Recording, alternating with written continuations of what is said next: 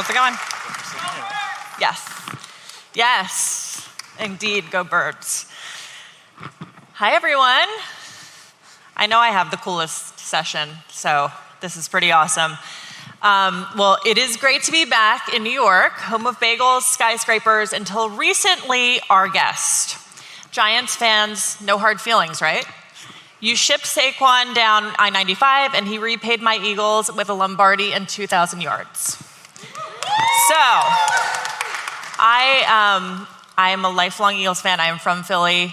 Max Brandsburg, who was on stage earlier, he's another Coinbase exec member. He is a lifelong Eagles fan. We're both insane Saquon fans, so we are so happy to have him here. Who in the audience is an Eagles fan? I love it. I feel like there's like a little bit of bitterness from the Giants element, but that's okay. That's okay. We were just having a discussion backstage about the rivalry between the Eagles and the Giants and the dynamics there. Anyway, so since then, Saquon has graced the Madden cover and become the first Eagles offensive player rated 99, which is huge. I don't know if any of you saw the filming of the Madden cover, but it's insane. And when you see the cover, you're going to be blown away. Off the field, Saquon has gone deep into crypto, taking endorsements and investing for years. And today we are going to unpack that crypto playbook and toss in a few football questions. So please welcome, with a big, mighty roar, even if you're a Giants fan, Saquon Barkley.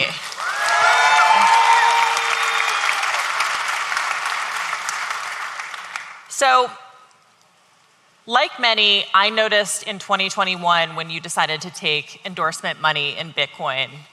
And that was a bold move. So first of all, really curious, what was the initial spark that got you into that?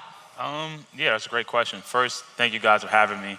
But the initial spark for me would have to start with my manager, because we have a great relationship and a great partnership. And as an athlete, being focused on the football field, trying to perform at a high level, but also, as we're going to talk a little bit later, financial freedom, and how can I do that? New creative ways I can do that. And he's a wizard. He's super smart, and he surrounded himself with great people too, and kind of brought the opportunity to me. And I was able to get involved with Jack Marlers and strikes, and that's when it kind of was a no-brainer for me to really fully commit.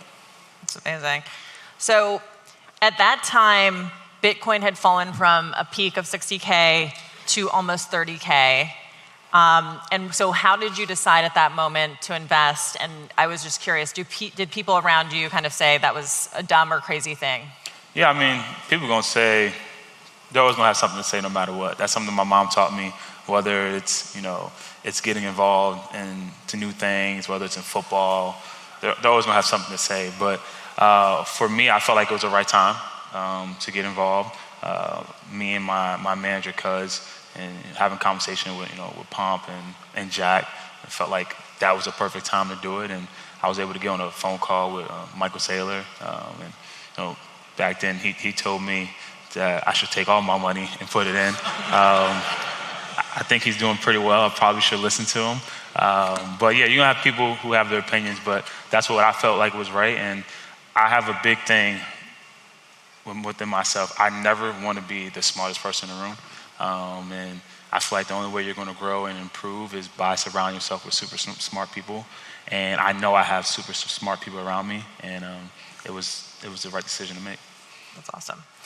So it seems like in your whole career and personal life, you've always bet on yourself. College, the pros, coming back with injuries, switching teams. Do you take the same approach with crypto investing? Do you have like some philosophy there? And if people doubt you, whether on the field or in your investing or anything else, does that push you harder? Does it actually motivate you? Or do you feel like sometimes you're like, oh, I could second guess myself? No, I think it's always goes back to the mindset of surrounding yourself with the right people, trusting in the right people. But yeah, I'm a go-getter, I guess you can say. I don't think I would be in the position I am today, especially in my profession when it comes to football, if I didn't have that mindset of not caring what people say. Always try to break the norm. Always try to do creative things. I think that's how my style of play is too. So yeah, I think it goes hand in hand with me, and knowing how I am on a football field and how I am as a competitor, and always want to be, doing the right things and getting wins, and surrounding myself with right people has been kind of the smartest play. It reminds me, like, your first week and second week at the Eagles, you had like 3 touchdowns the first week, and then the second week was a little rougher, and Eagles fans were a little rough on you. So, like, how do you navigate that, and is there something you kind of do to just dig down deep and just push through the noise? Yeah, it kind of motivates you, right? You always got to have your why. For me, my why is many things, and my family, but my love for the game. But most importantly, just being a competitor and wanting to be the best. And that happens. You're going to have your moments when you're at an all-time high. You have the game in your life. You win a Super Bowl. But majority of those moments, you're going to have bad plays. You're going to have, plays that you wish you could have back. But you just got to keep going. You got to strive and make sure you know why you're doing it. And when your purpose and your why is bigger than what other people have to say, it doesn't really matter. Yeah, that's great. So recently, the NCAA started allowing players in college to monetize their name, likeness, and image through NIL deals. And I think this is probably very good, as it allows players to build and monetize their brands earlier. But I'm sure it can also be overwhelming for young athletes coming into this type of money so young. So if a younger Saquon Barkley was playing at Penn State and about to be drafted today, what advice would you have for him about investing, and like, how would you see crypto fitting into that? I think when you look at it from the crypto side, you always try to find financial freedom, and I feel like that's the best way to do it. The things I'll have to say to myself, and I kind of go back and forth with this and with college teammates or guys in the league. We have these conversations, and you see all these younger guys and younger women making all this money.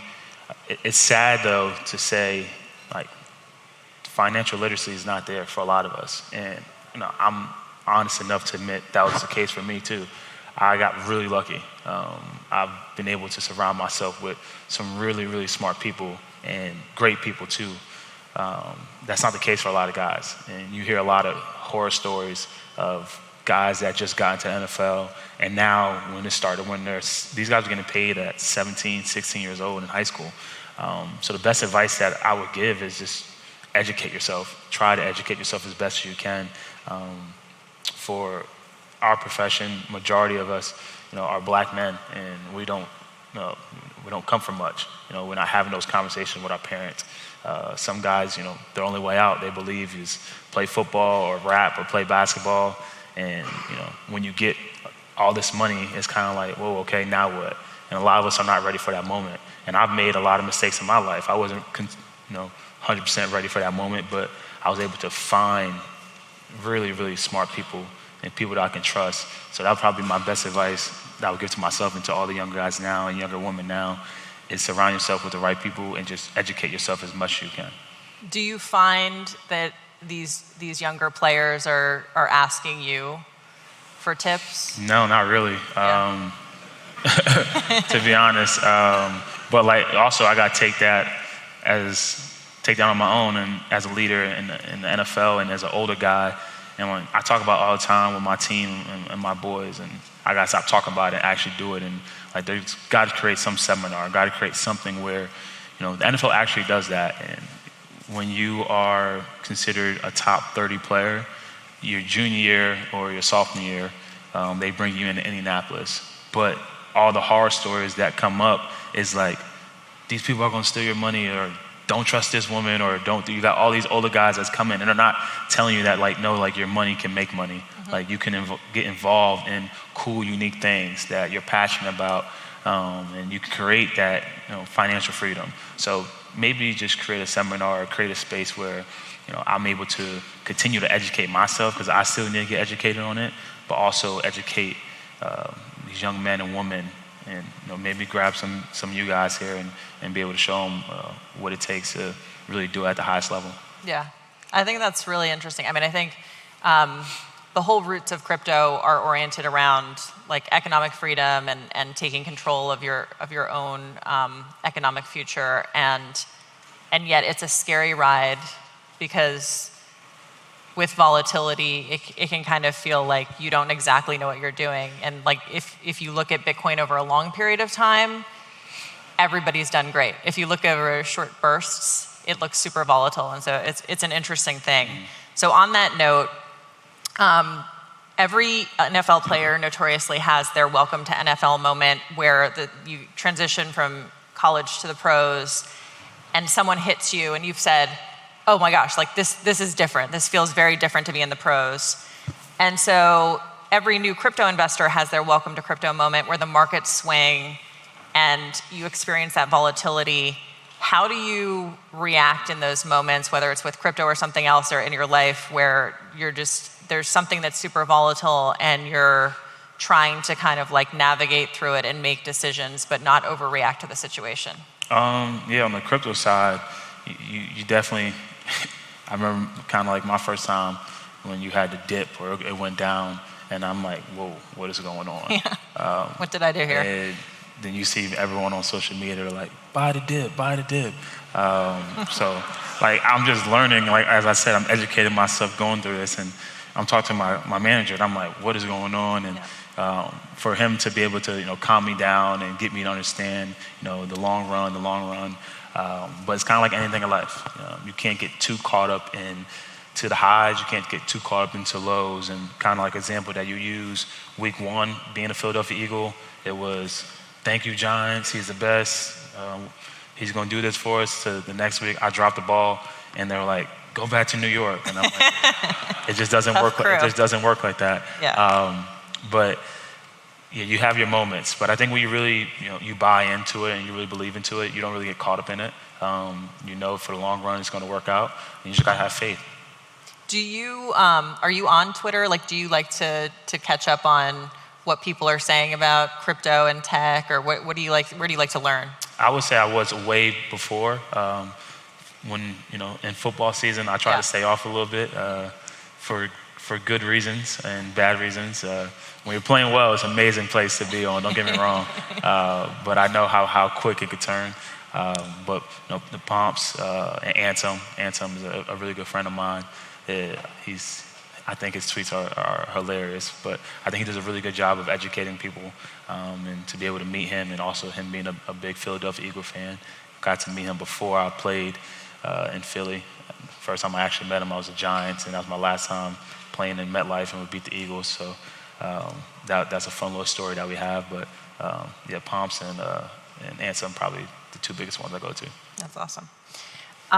You have a pretty viral clip of you and Coach Sirianni on the sideline when you had a chance to break your single season rushing record, but you chose to sit out and you let the other players get some yards in.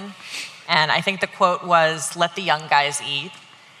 In this situation, I'm not sure many other running backs would have done the same thing, and it appeared to the world like you had a very compassionate leadership style. Yeah, it's worth a clap. It's a really nice thing to do. And it definitely wasn't for the cameras. It was like in the middle of the game and you're just like, let them go do it. And so like my take was you're a very compassionate leader, but I'm curious, how would you describe your leadership style and how did you think about something like that? You're like, oh, I can literally have the record, or these guys can go out there and start building their own records? Yeah, I think, that's a story that's been talked a lot about in past months and over the past year. And I feel like I'm getting a little too much credit for that, to be completely honest. When you understand the dynamic of the business that I'm part of, and the NFL is it's a sport that we've all played since we were a little kid, but it's a business. And for me in that moment, yes, there was the opportunity there to, stick it to the Giants and, have my personal record. Yes, but that's not why I play the game. Like, I play the game because I want to be great, but it's a game that's fun to me. And I know you guys see me on a Sunday and carrying the ball 30 times and playing at a high level. It's hard. They say like every hit in the NFL is like a car crash, and I play, probably the most brutal position. But that Wednesday, that Thursday, where I may have to rest, who do you think's taking the reps from me? That's the back guys, or in that case, the young guys. Let the young guys eat, and that's Kenny, and that's Will. Will's a rookie who's I'm high on, and he needs some time. He needs some game film. Kenny's in his last year. He's going to be a free agent. He needs to put film on for opportunity for him to create more money for his family. But we had a meeting with Peyton Manning, and he said that, the best teams that he's been a part of, your leaders and your best players, it's never about them, it's about everyone else. And in that moment, I was able to get captured, but it was like that throughout the whole team. We have all these stars and all these all-pros and pro bowlers, but we all just have one common goal, and that one common goal is to win. And I think that's why you see why we were such a successful team. So like my leadership role is or the way I like to lead is by my work ethic, and just being a passionate person and a loving person. And whether it's, your lineman or your defensive lineman, your running back, your quarterback, just try to sit down and talk to everyone and get to know everyone, because all that stuff matters when we all have one common goal, and that's winning a Super Bowl. That's awesome. I think you do deserve the credit for that. That's amazing. So you've been talking a lot about freedom. So Coinbase's mission is to increase economic freedom in the world. So economic freedom means different things to different people. So what does it mean to you personally? Yeah, I think you mentioned it. It's going to mean something different for everyone else. For me, it's time. It's just your time. You're not going to be able, I know we forget about that. We're all on a clock that's running out. So just trying to be able to do whatever I want to do with my resources and enjoy my time with my family and my friends and my loved ones. That's what it means to me. Totally. So one thing that's well known about you is what a great dad you are. Raise your hand if you saw that or heard that amazing clip from his daughter, Jada. Did you hear this before the Super Bowl where she, I've listened to it 100 times, I was telling him, and it made me cry every time just because I think it speaks to what a great dad he is in terms of just the way that he's raised his kids. But you talked about, I'm going to make sure my daughter never has any worries in life. I'm going to make sure she never has any worries in life, but I'm also going to show her that you have to work for everything in life. And this kind of reminded me of Coinbase is obsessed with this idea of grit, because we found that the best people in life in our company, the ones who are the most successful, have this enduring grit. But like you said, there's always this balance of wanting to give your children everything that you didn't have, and then also wanting to groom that grit and work ethic that you've built for yourself. So how do you balance and navigate that? Yeah, that's a great question. And I think if anyone's a parent, you kind of ask yourself that every day. And for my position, and not having much growing up and now doing pretty well for myself, it's how do you inspire your kids to have the passion to do what they want to do? And I think it stems from the same message my parents gave to me, and it's just pouring belief into me, pouring confidence into me. And that's what my parents did to me. And I hope when people watch me play football, you can see it. I feel like there's nothing I can't do on a football field. I feel like there's nothing I can't do in this world. And when you're a little kid and you hear your parents say, you can do whatever you want as long as you put your mind to it, you're just oh yeah. But it's instilled into you. And I feel like that's the way I do it. It's just letting my kids know that, obviously it's a little, the way we're growing up is a little different than what I did, how I grew up. But the mentality always got to be the same. And I feel like if you look at anybody who's super successful, whether they come from a lot or they don't come from a lot, it's just that creative mindset and that passion to not be denied is going to take you where you need to go in life. And that's just a challenge that me and my fiance have, and I think we've been doing a really great job of that. And especially my fiance, being a stay-at-home mom, and I'm traveling or coming here doing this, or I wake up at 7 o'clock in the morning and I come back home at 7, 8 o'clock at night. She's has a big responsibility, so I think she's been killing that also. You also talked in the green room about having a very athletic family. You think watching others in your family inspired you and helped you realize like how hard you would have to work despite having like belief in your own abilities? Yeah, I would definitely say that. I would just say watching my parents go to work, watching my parents make the sacrifice for me and my siblings, just, pushed me in the direction that I wanted to go. And I think I kind of, like, everyone has like their niche. For me, it was football. For my nephew, it's football.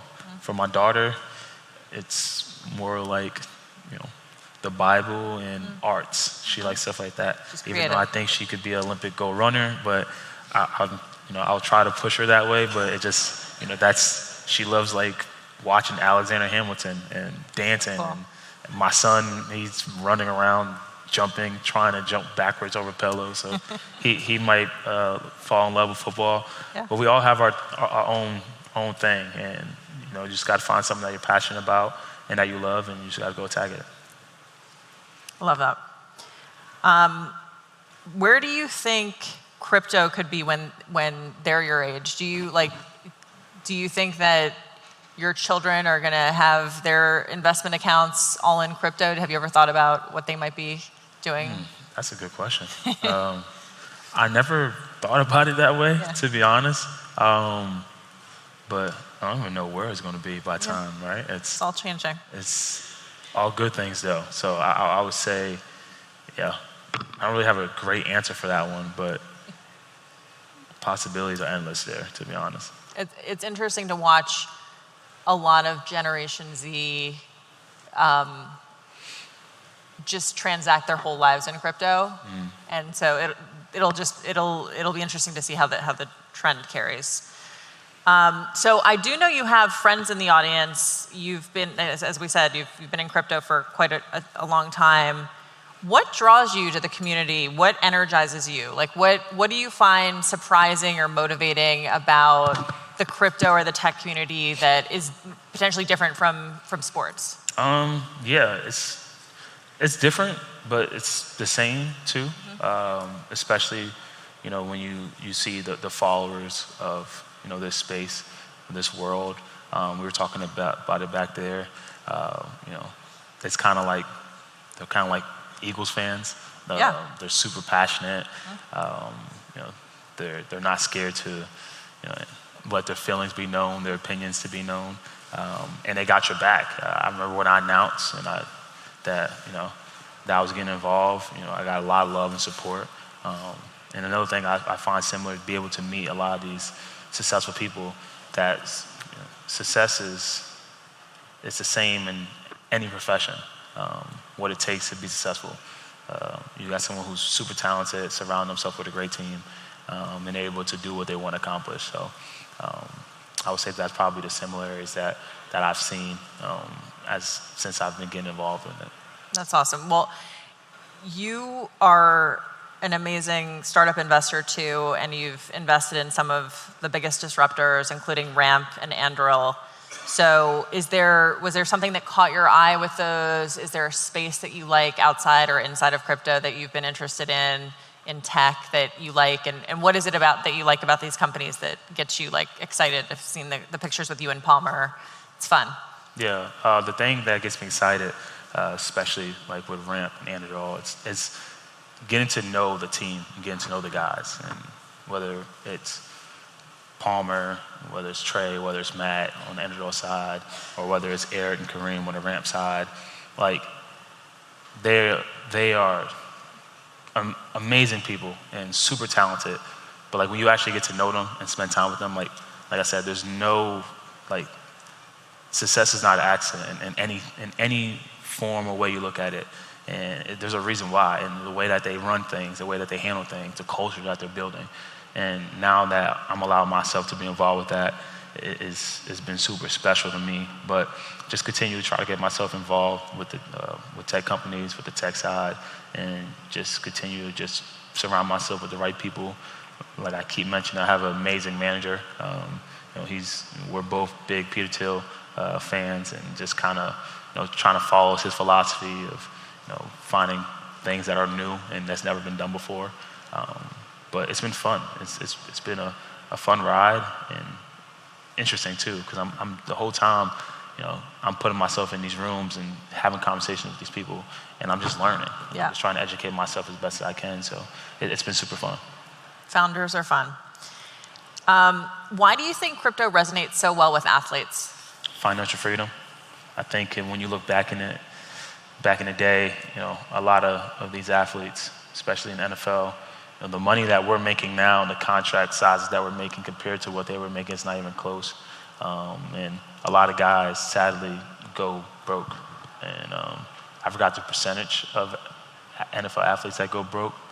It's pretty high. It's too high. So now, with having all the technology that we have and all the social media that we have, everyone's trying to find new ways and creative ways to, create that financial freedom. And this space is a space that continues to keep coming up. So I think that's probably the reason why a lot of athletes have been trying to get involved into it. So you were saying years ago, Michael Saylor told you to put 100% of your net worth into Bitcoin. What would you say to a young athlete if they asked you? I could never tell anyone to put 100% of their money into anything. Even though I am passionate, and I think he's doing really well for himself, so I probably should have. But the thing I would say is just continue to educate yourself on it. That's the best advice I can have. I wouldn't say like a set number or a set amount. You got to feel comfortable with it. And for me, the reason why I've been able to get involved as much as I've been able to is because I've tried my best to educate myself, and I've surrounded myself with the right people. So just continue with the mindset of never trying to be the smartest person in the room. And I think that'll take you a long way.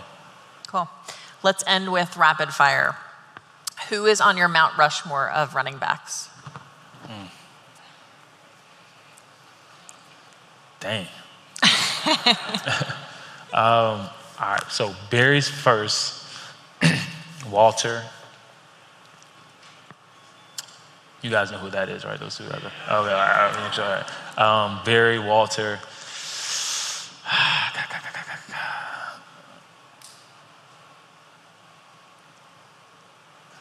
AP, Jim Brown.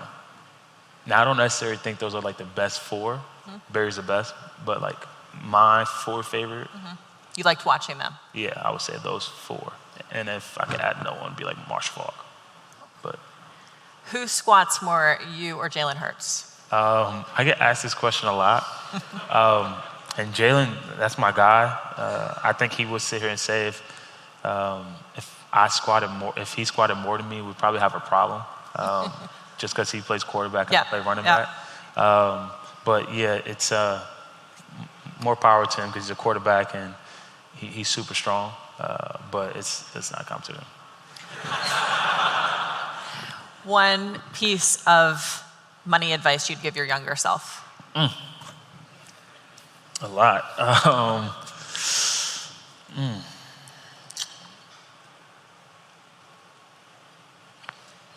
Continue to surround yourself with smart people, because when you surround yourself with smart people, sometimes there's some not smart people that gets involved, and probably not listen to that person. Try to be respectful here. Yeah. Did you run the backwards hurdle in a practice, or did that come naturally? I don't think you can practice that. I would like joke around with it. It's kind of like similar to, like I said, like just being creative, trying to come up with new ways and new things. And I let my body go, let my God-given ability take over, and got lucky and was able to create a pretty cool moment. Cool. First major thing you bought with an NFL paycheck? This is my biggest flex. It was before I got paid in NFL. So shout out to, again, my manager and CAA. Of getting me a lot of money before I got signed. So I was able to buy my parents a house. And that was like probably, that's my biggest flex for sure.